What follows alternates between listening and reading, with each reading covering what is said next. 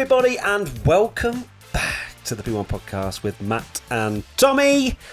Brazil, Brazil, Brazil. You deliver once again. Every year we go, maybe this year is the year that Brazil just goes, I'm going to have just a race off. I'm going to have a race. I'm going to have a weekend off.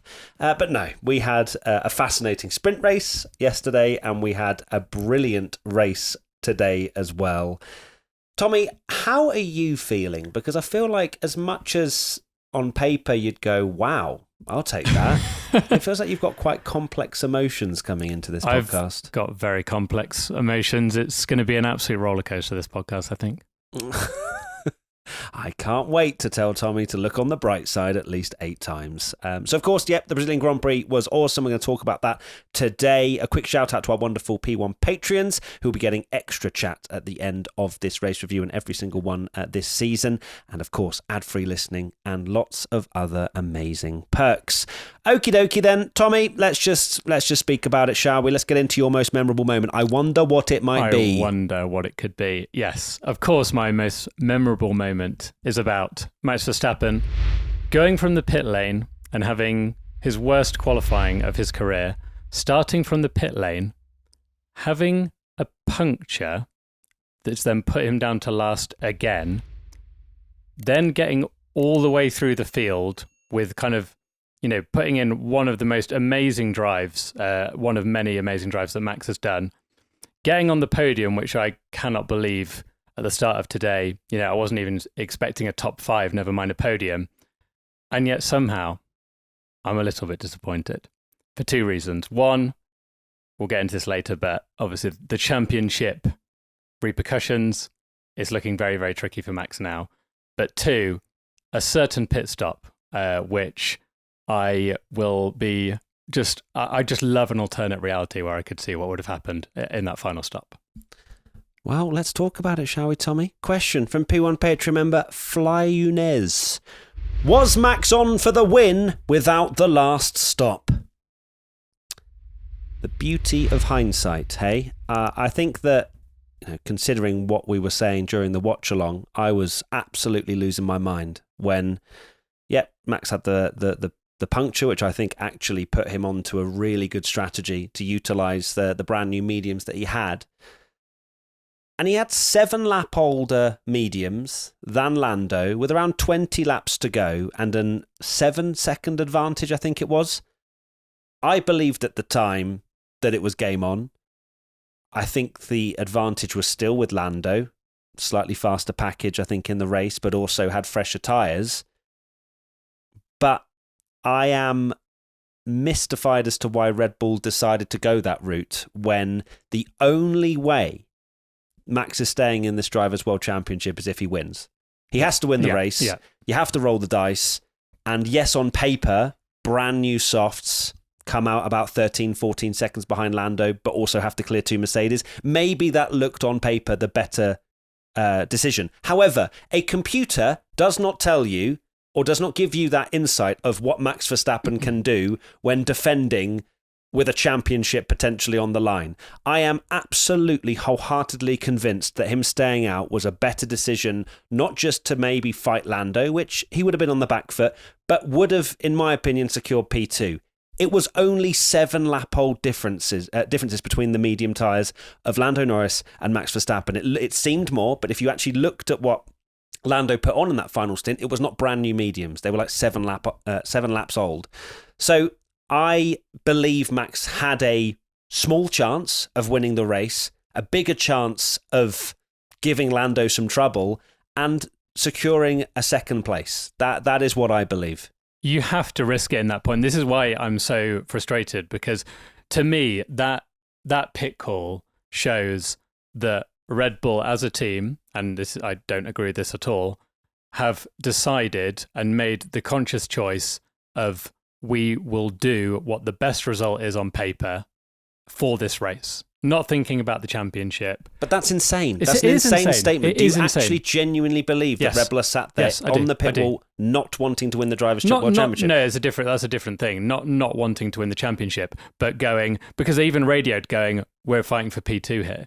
They didn't believe that they could ever fight Lando Norris, which I think is absolutely insane because on a computer it's telling them that this is the best strategy to do.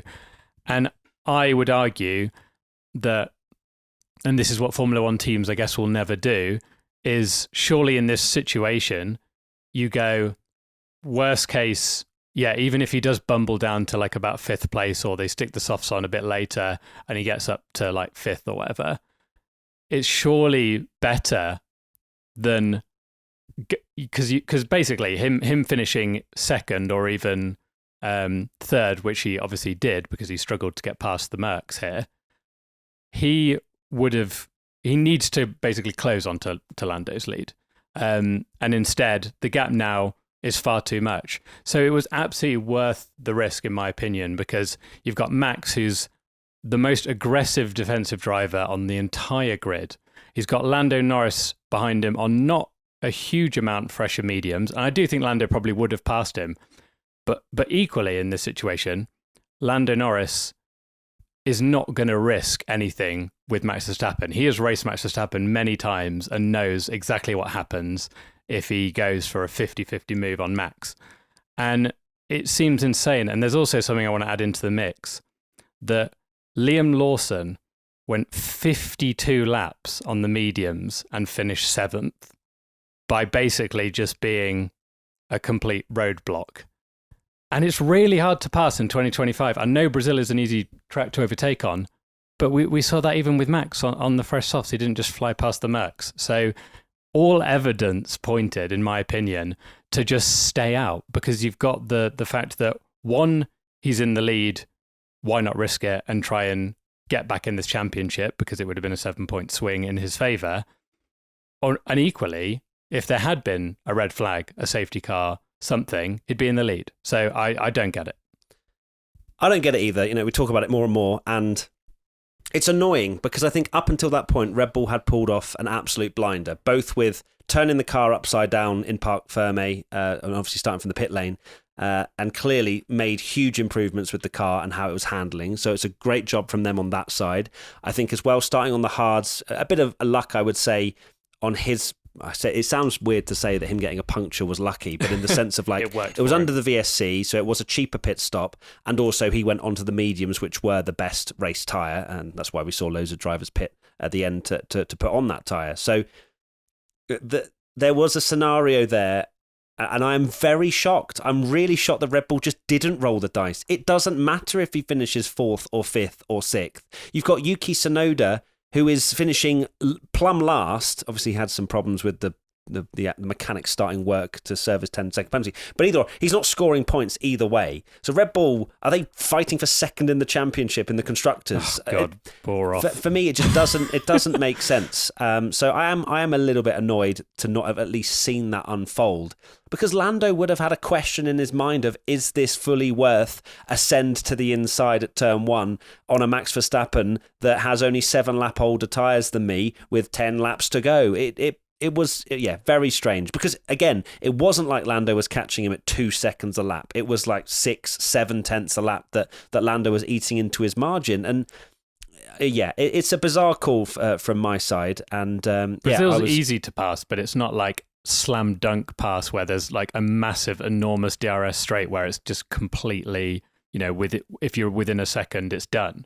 Yeah, it's not easy, and it's not easy to pass Max Verstappen of all drivers. So, yeah, I as we keep saying, I'm very kind of upset that we didn't see that, because a pit lane to P1 I can't believe I'm upset. Was actually a small potential in my eyes.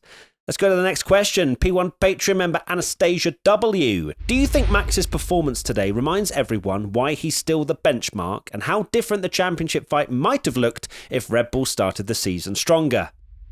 Well, obviously I'm going to say this, as a Max fanboy with the Max Verstappen shirt on, but I think even his haters now are starting to realise that he's the best in Formula One. And I think if you, put your neutral hat on, if you don't think Max Verstappen's the best driver in Formula One, I'm very confused, because he's shown it time and time again. And this was another situation where he's done it, and it's almost normal in a weird way what he's done, because he does it so many times in his career. We were talking about before the coverage, they showed some old races, and we were chatting before we were streaming about Michael Schumacher. And 2006, Michael Schumacher had this amazing comeback, and he finished fourth. And it's almost like a forgotten race because he's had so many great drives. And weirdly, this one could probably go as a forgotten drive because he's finished third. And this is the hot take that I want to throw into the mix. But I think this drive arguably is even better than last year's, because in terms of the way it's gone for him, he had no benefit from safety cars. Clearly, you know, the car is not as good as last year. Of course, they changed everything and it was looking very quick. But it will kind of, you know, to go from the pit lane to be 10 seconds off the lead when you've had no safety cars to, other than obviously at the start, but like later in the race to like really change things. It was a phenomenal drive.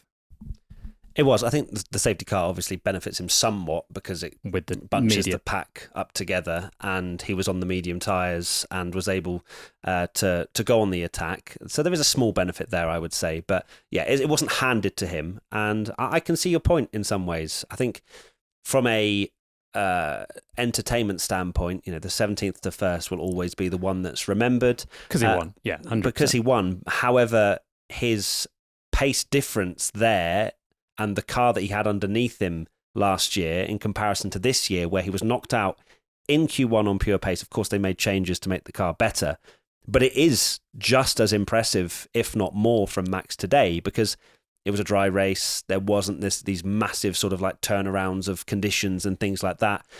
And he didn't have a car that was a second a lap faster than absolutely everybody. So yeah, I see your point. You know, they're two very different drives and they will be remembered very differently. But it was a sensational performance from Max today to turn around this kind of drive from what we saw only yesterday. And also, as I say, I think a big sort of applause needs to go to Red Bull for figuring out what on earth was going wrong with that car. Next question from people on Patreon member PGO Stick 1. Championship is over now, right? Well, we're back with another one. Championship on, championship back off, championship on, championship back off. Lando has a significant margin now in the championship. It is unsurprising, to be honest with you, after what we've seen from Oscar Piastri, from the mistake he made in the sprint, and just generally the lack of pace we've seen from Lando's teammate Oscar. And Lando, on the flip side of that, has been sensational. He has. He's not really put a foot wrong. His starts have been brilliant as well. Of course, this was something that was always a question mark over him, especially when he was on pole. He would lose a position or two, but we've not seen that in recent races. He's been, every time there's been a moment of, he could slip up here, a safety car here, or the pressure that he had on that final Q3 lap, he's just found a mojo now that is very much championship worthy. It is. You cannot deny that, whether you rate Lando as a driver or not. He's doing everything he needs to do to win this world championship, whilst his teammate is faltering massively. So the championship isn't over, as we've seen from Zandvoort. Don't forget, that was an 18-point swing because Lando's car had a problem. There can be moments in the next 3 races and 1 sprint to go that could put Oscar back in this. You know, Max is mathematically possible, but it would require some ridiculous scenarios to unfold in the next 3. But Oscar also requires that now. You know, you look at the gap. It was 9 coming into this. Of course, there's a 15-point swing, so it's 24 points now between the two drivers, if I'm not mistaken.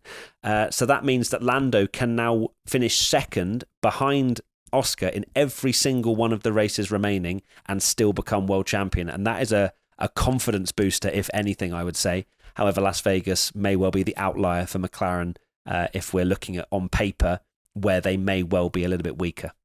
Yeah, championship over definitely for Max, of course, because the points has swung back. He's basically like 2 wins behind with 3 races to go. Yeah.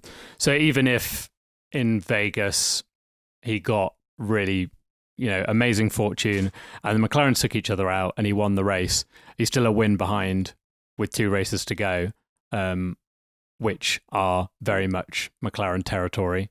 And we've seen just how rapid Lando is and doesn't look like any sign of slowing down.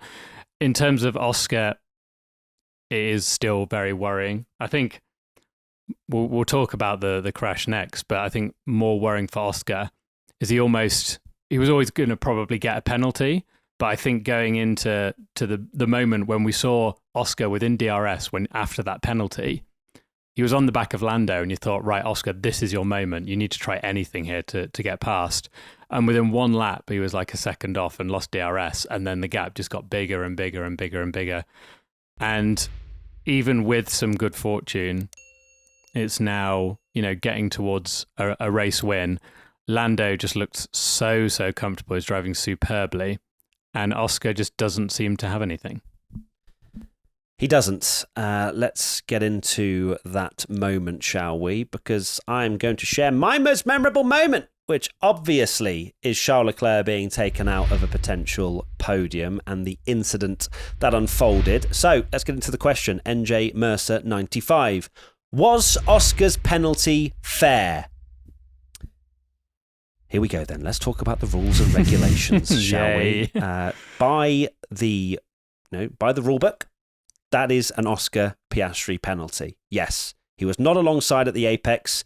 He had lost control of his car. So with both of those, of course, lost control being that he had locked his brakes, that is a penalty. Yes, and I firmly believe that he was at most to blame for what happened. However, Kimi Antonelli certainly had his role to play in this. It's still an Oscar penalty in my eyes, and Kimi doesn't deserve a penalty because he's not the one at most at fault. However, Kimi and the way he drove could have easily made all three of those cars go through the first corner unscathed.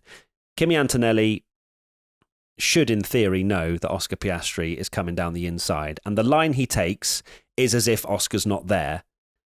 Oscar still has his part to play to not hit Antonelli by the rulebook. He needs to be alongside, literally side by side with Antonelli at the apex to basically win the corner.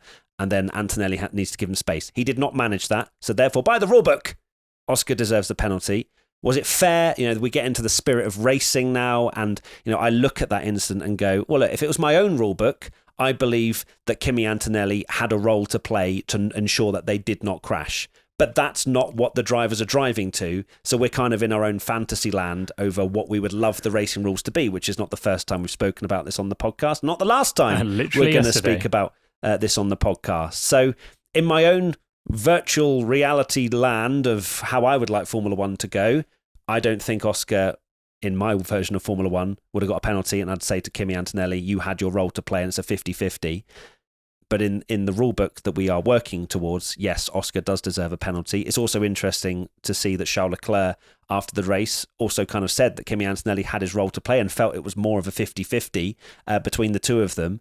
But that being said, the stewards try, and as much as we slander them all the time for decisions, they try to sort of stick to the rules, be as consistent as possible. They almost take a snapshot of the apex on what's going on, and sometimes that doesn't tell the full story, but that is what happened. And for me, I do think Oscar did deserve a penalty by what we are working with in 2025.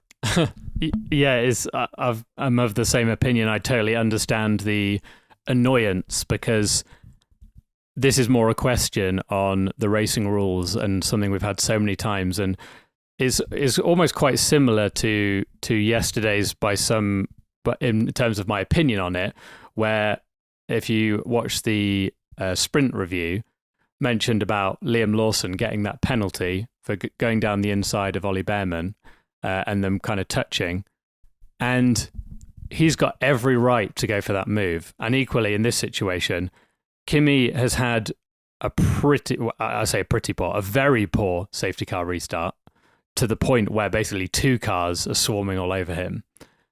And then as Oscar goes down the inside, and this is why, and I know people will roll their eyes because I'm going to mention Max Verstappen again, this is why the rules benefit someone like Max Verstappen, because he, in that situation, dives down the inside to the apex. He doesn't care that he probably might even T-bone Lando Norris, gets into the apex first. And this is why these rules are so ridiculous. And even as a Max fan, who they benefit him massively, because it always warrants people just diving into the apex to make sure you're there. Because if anything, Oscar doing the sensible thing of deciding to back out of it because Kimi Antonelli's coming over is the only reason that he's basically got this penalty, because that means he's not far alongside enough to going into the apex, and then it's his fault. So these rules do just open this can of worms, or basically you watch it and your racing brain and just wanting to watch good racing and entertainment goes, that shouldn't be a penalty, that's a racing incident. It's as much Kimi Antonelli's fault as it is Oscar Piastri's.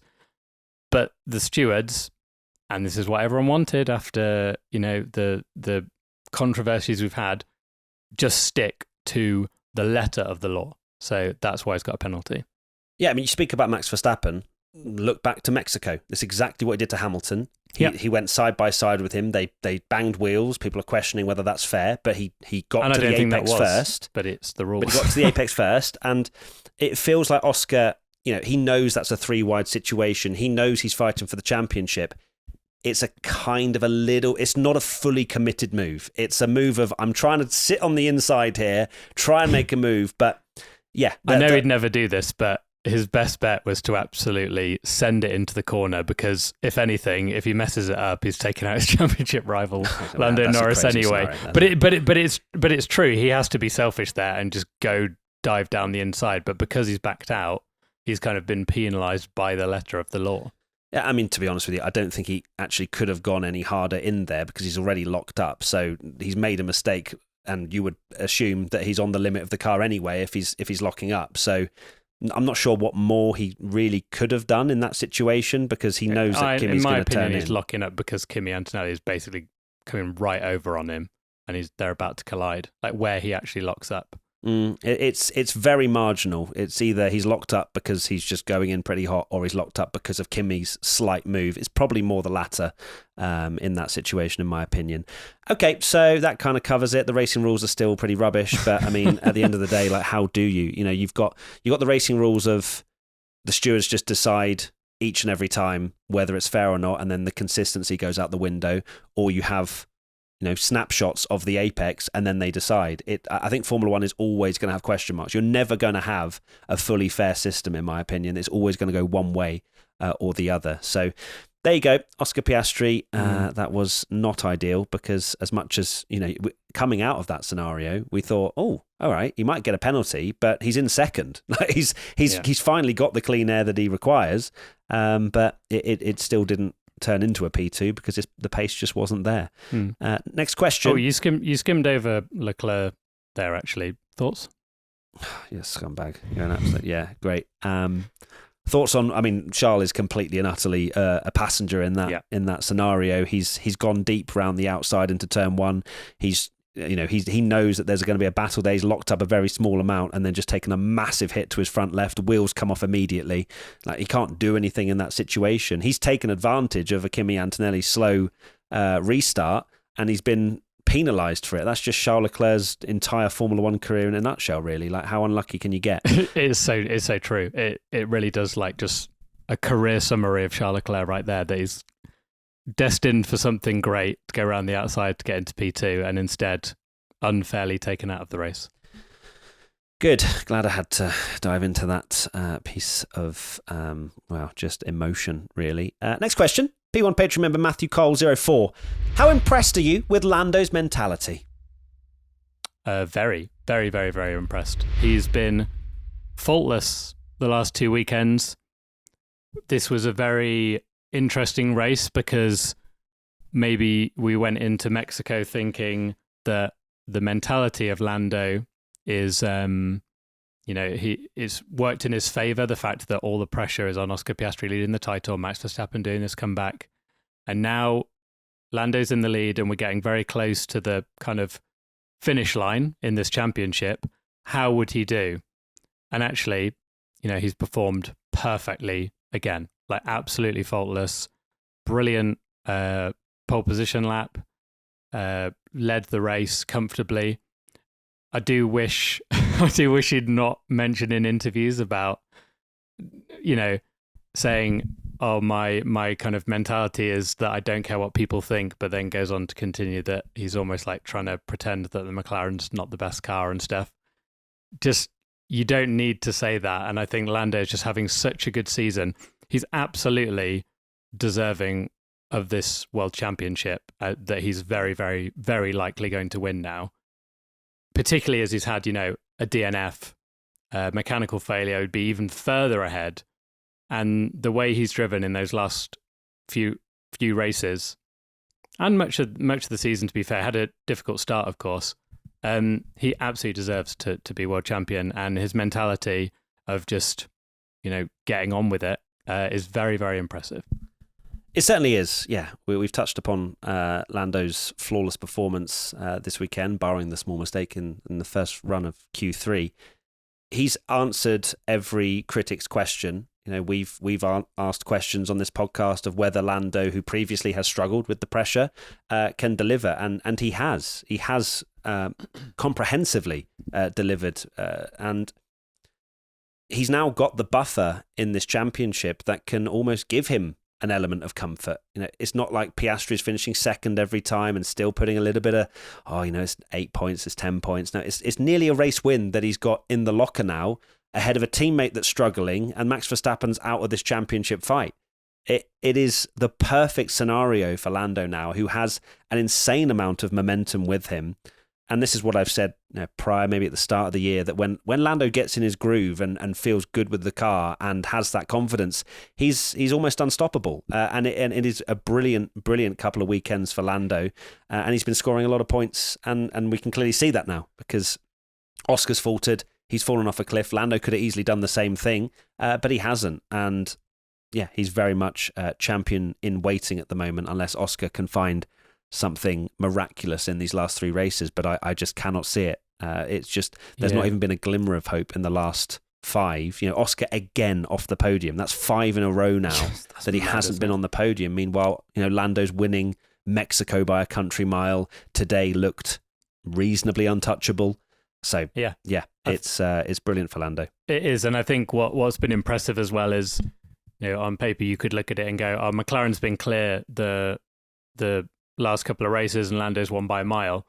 But some of these parts of his game that we've questioned a lot, he's now turned around. His race start was absolutely fantastic again. Kimi Antonelli was starting on the softs, but he nailed it, and his safety car restarts. Again, were great. So, he's basically just in the best form of his life, and what a time to do it. What a time indeed. Let's now move to another question, and perhaps non-forms of life's going on. At TDrag10, is Bearman going to replace Hamilton sooner than expected? Lewis Hamilton had a poor weekend, for sure. Of course, not even making it into Q3 in either quali sessions that we had during the sprint weekend, misjudging where his front wing is on his car and crashing into the back of, was it a Williams, I think it was? Or it was Colapinto. It was Colapinto, Alpine, and ruining his race there as well, of course getting massive floor damage. Ferrari, I'm imagining, are not particularly happy with what Hamilton has brought, at least on track. What he's doing off track, remains unseen. We don't know. It's not as if Ferrari have taken a massive step forward this year. If anything, they've gone back. They've not won a main race. Hamilton's sprint win being the only real highlight for Ferrari, apart from a few Charles Leclerc podiums. Bearman, I think, is absolutely destined for Ferrari. He's a Ferrari junior driver. He's basically on loan to Haas, if anything. Haas just have a great relationship with Ferrari, of course, with a Ferrari engine in the back of that car. End of 2026, next year is massive for Lewis Hamilton, I believe, where new regs, completely new car, a refresh. If Hamilton comes out the blocks a new revitalised Lewis Hamilton, then there may well not be any room at the inn for Ollie Bearman. However, if Lewis struggles once again, I firmly believe Ollie Bearman will be signed for 2027. I don't know if that's a hot take or not, but I do. Hamilton is a very expensive driver. Of course, he is the man with all the records. But if he's not able to deliver at this part of his career, then the top teams have to look at the newer talents. It's an insane thing to say, because I firmly believe Hamilton does have it within him. He's shown it for a ridiculous amount of years. But Bearman is now coming into a point in his career that he's starting to do what I believed he could do, and showing huge amounts of potential. This is his rookie season, and he's into a flow now that can't be ignored. Of course, he's going to have to put together an entire 2026 campaign to prove that he's deserving of that Ferrari seat as well. But if Hamilton has another year of struggling, then it could well happen. Then again, Bearman could also get a seat because Charles Leclerc gets sick of the Ferrari. And if 2026 is not Ferrari's year again, then Charles Leclerc may leave, and that will give an opportunity to Bearman. So it's not necessarily that he'll replace Hamilton, but Lewis is in a very important stage of his career where he's not going to be given a 3-4 year length contract because he's an older senior like Fernando Alonso on the grid. I do wonder. I don't think it's a hot take to think that Ollie Bearman is going to replace Hamilton at some point. But I think with Lewis Hamilton, I think there are certain drivers on the grid, legendary status, and of course his form, and the sensible choice, if his form continues into next year, I really hope it doesn't, would be to, say Bearman has this amazing season at Haas and Hamilton's continuing to struggle. It would make more sense to put in a younger driver that has more, improvement than someone that's really struggling. But I don't think it is that easy when you've got a 7-time world champion in your team. I do think Ferrari, it's not as easy as just getting rid of him, because I think it will be a case of Hamilton having to decide himself rather than the fact that he will be pushed. Like, I can't imagine a scenario, no matter how bad Hamilton's doing, where they're the ones trying to get rid of him personally. And this is just the way that you have credit in the bank with what you've done and what you've achieved in Formula One. That being said, if Hamilton's form that's happening now continues into next year, then I think it absolutely will be that Hamilton will probably just decide to retire himself. So you think it would, Ferrari wouldn't put the pressure on at all? You don't think that if Hamilton has another season where his head-to-head with Charles Leclerc is like, I don't know, ends 24 or something like that, it may well happen this year, that it is quite bad reading for Hamilton. I'm not saying, I don't think that Lewis will have the same level of form. I think he's just hated these regulations. Yeah. And next year, I firmly believe he will be a stronger Hamilton and we won't even be having this scenario. But it's an interesting one to think of because you can argue that maybe Mercedes has done that. Yeah, I mean, Mercedes definitely did that. Mercedes didn't want to give Hamilton any more than a year contract. I think it would be a situation again where they Ferrari would probably basically give him the contract in a certain way and not sign a huge contract, and then it would be Hamilton's choice whether he wants to keep getting a 1-year contract or if he says, okay, I want a longer contract, otherwise I'm going, and then would he retire or move somewhere else? I don't know. All right, next question. P1 Patron member Sky Sarah. What was Stroll thinking with that move on Gabby, and why wasn't there an investigation? I think Stroll was thinking that a car wouldn't be on his outside and there wasn't an investigation because I don't think it was his fault. I think Lance, we all know what I think about Lance Stroll and his performances and his driving. And there was an element of Lance Stroll doing Lance Stroll things where he just drives as if there are, ghost cars, and he's driven his normal line, but he doesn't need to make room for Gabby Bortoleto making an audacious move around the outside. And unfortunately for Gabby, because it is heartbreaking, and I really, really wanted him to do well here. You could see how much it hurt him. From his post-race interview, he wanted to deliver for his country. You feel like, particularly in Brazil, the weight of his country's on even more. He really wants to impress here. We've not had a Brazilian in Formula One for a long time, so he really wants to deliver. But I do wonder if it was just Gabby maybe being a little bit too eager to please at a race start, going for a move that unfortunately the gap was closing, and that's why it's got in the wall. So I can't blame Lance Stroll for that one. No, I can't blame Lance either. It's an audacious move, to say the least, from Gabby Bortoleto. It's lap 1. He's obviously trying to make up more positions. Realistically, is he going to go all the way around the outside of Lance Stroll at that corner specifically? No, I just can't see that. And you can't really set up for the next corner either, because it's not like it's a long straight after that. It's hurtling down the hill towards Zhongshao, or however you pronounce it. I think I did that all right. So it's not on Lance Stroll. Yeah, Lance had a part to play in the sense of it felt like he was a little bit off the racing line and veering to where Gabby Bortoleto's line that he'd decided to go was. But also Gabby, by the racing rules, has not earned any space at the around the outside. So, yeah, it is a massive shame. My heart goes out to Gabby and all of his supporters and family and friends and everyone else that was there to support him. It was an absolute disaster of a weekend for him. But I have to put the blame on Gabby. There is a small part to play for Lance, but Gabby is predominantly at fault for that happening because he went for something that was pretty crazy.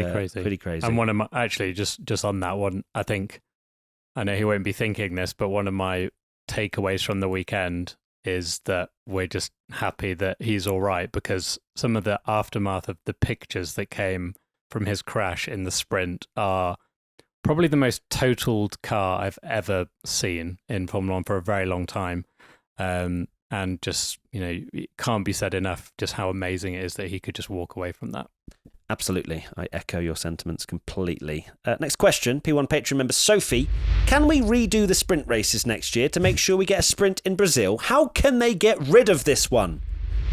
I believe money talks. I believe that sprint races are a commodity that some circuits want, and especially the ones that aren't particularly good for just Sunday racing. So they give it another opportunity, Miami, to be good on a Saturday as well.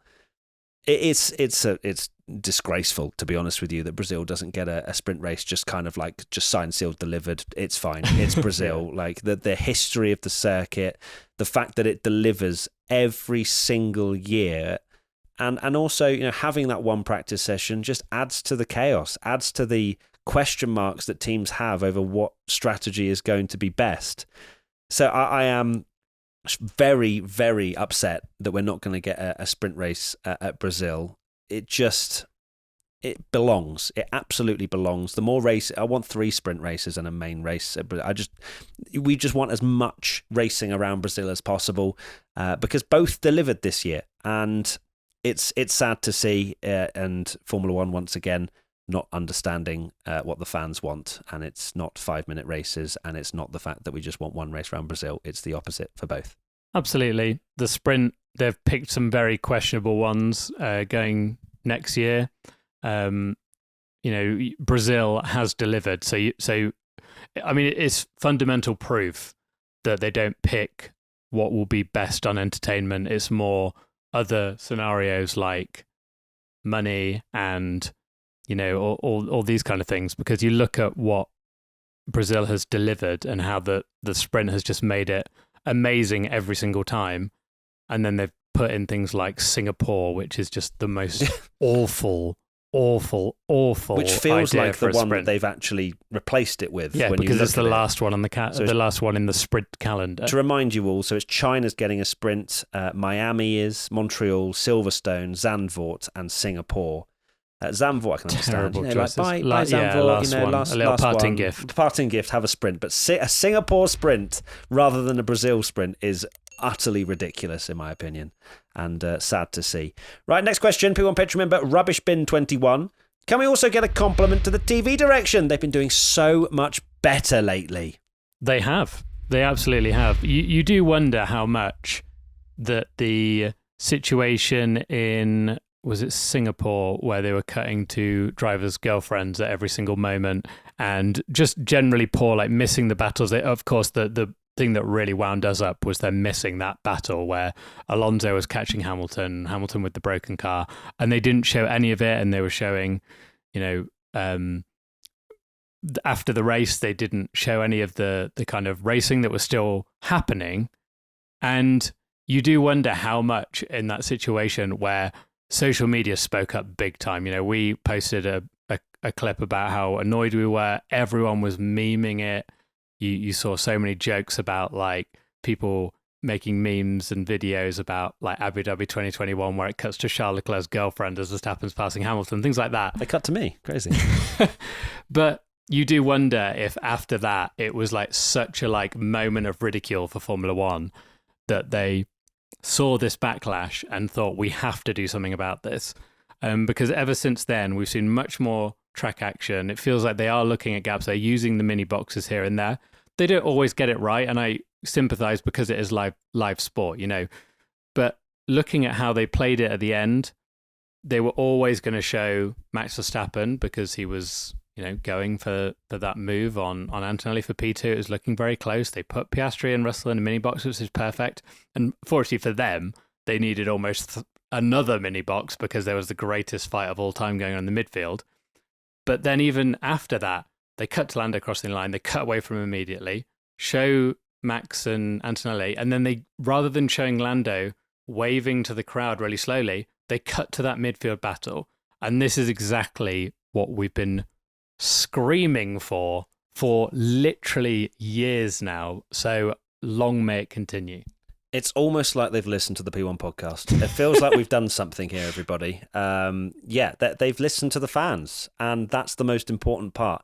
I will say the one thing that I will sort of at least maybe correct you on is the fact that in Singapore, it was not the fact they were showing the girlfriends and things like that. There was Kim Illman actually did a video and counted, and there wasn't much cutaway. It was the fact they were showing the wrong things. They were showing battles that weren't ever transpiring into anything, the lead, and it was over a second or whatever it was. And they were just showing the wrong things. And we came away from Singapore thinking, oh, there's actually nothing has happened, when actually Carlos Sainz went from 17th to 9th or whatever it wherever he finished in Singapore. Dive bombing people. Alonso, we're seeing all these replays, all these social clips, and going, well, I want to watch this live. But you fast forward to today, and absolutely, like F1 TV Direction, if you're listening, you have done a phenomenal job to turn this around to exactly what it should be as a broadcast. Whether there's always been this sort of murky line of, you look at the Sky package and things like that, and then you compare it to the F1 TV package where it's more. That's what they sell as. You can get more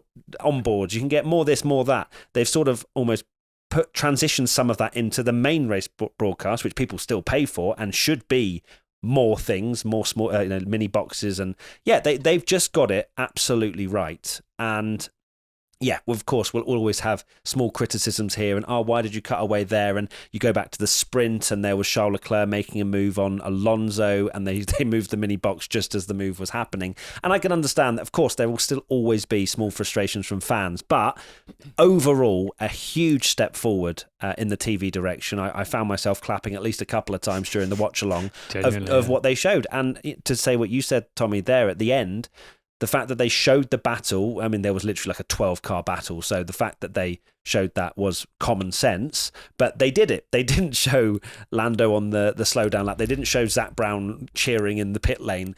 They showed the right things, and long may it continue. Please, just note down what they've done and just copy and paste that forever. It's what we want, isn't it? And what we've been wanting for so long. On that midfield battle, I do understand why they didn't show it, because of course you had the battles for, Max at the front, literally for the podium, Oscar going for the championship as well, fighting George.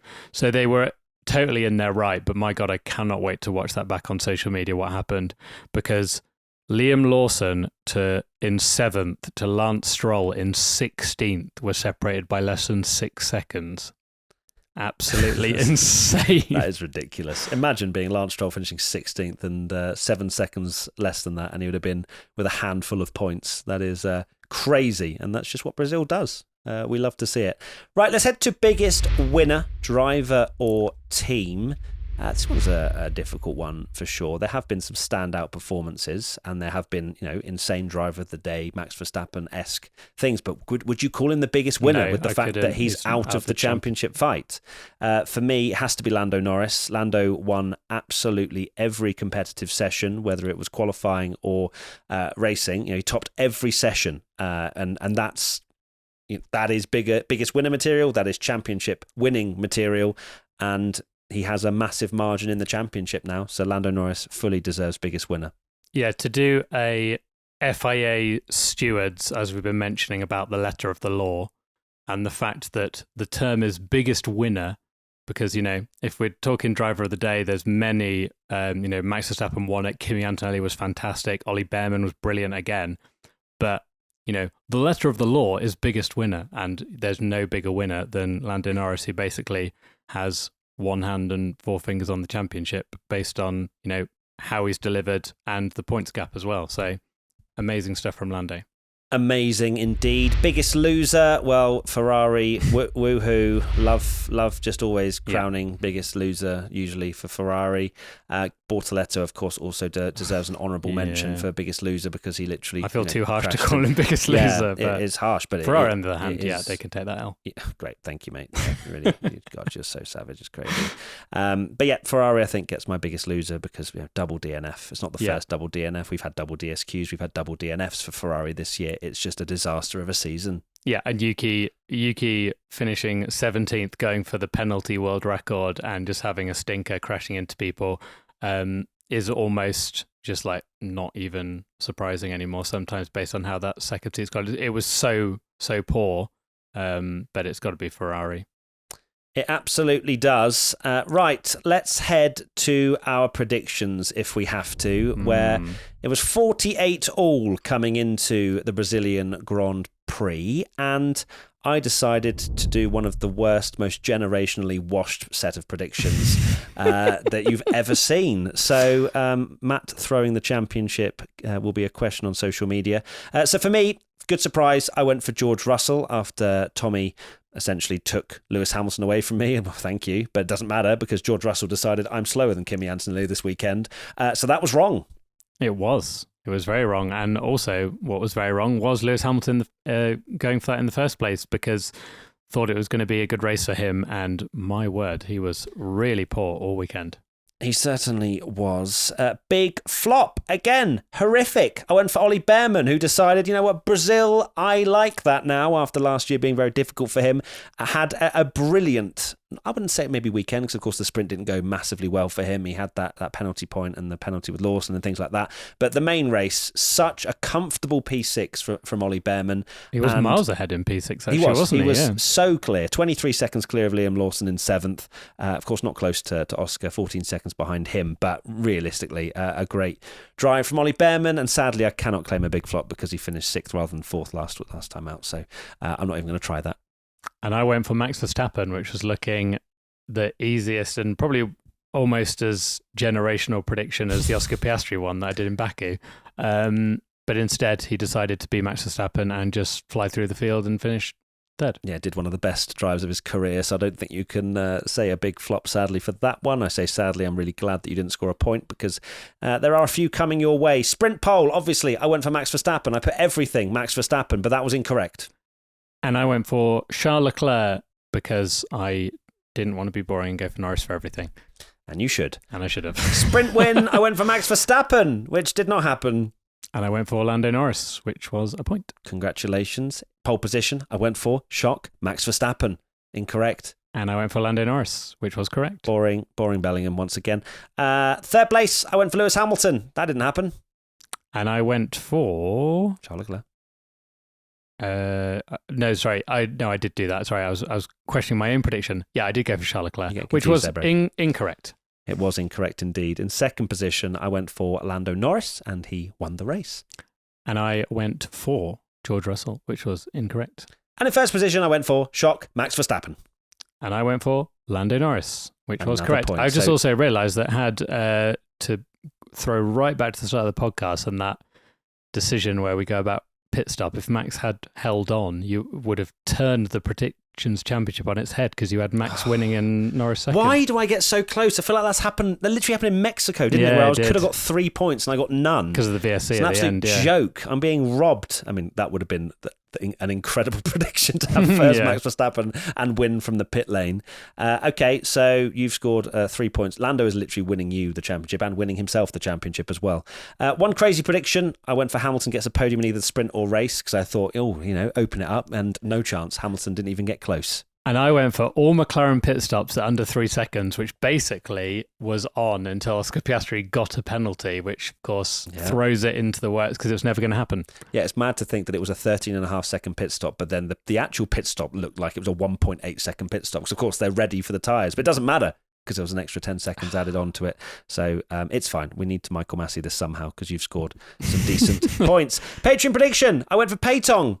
All in on Max Verstappen. Max is within a race win from the championship lead after Brazil. So if we ignore Lando Norris, I think he believe he's 25 points behind Oscar Piastri. So Oscar Piastri is still the championship leader, right? So half a point. Incorrect. I went for Jensen's listening, and it was Lewis breaks his podium drought, which of course he did not. Right, let's head to the family top three. It is 10-9 to the Boring Bellinghams, and I fielded my girlfriend. Tommy fielded his daughter, his 3-year-old daughter, and Ellie went for, in third place, Lando Norris, which was incorrect. Incorrect.